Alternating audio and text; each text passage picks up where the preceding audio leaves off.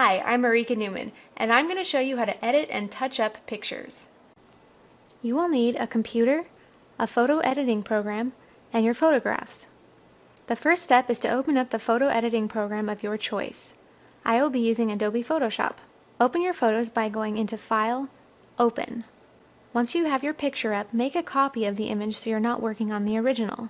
Use the crop tool to cut out any excess background by drawing around what you want to keep in the photo. Use the Image Rotate Canvas option from the File menu if your photo needs to be rotated to have the correct orientation. Use the Automatic Color Adjustment feature in Photoshop to quickly make your photos look better.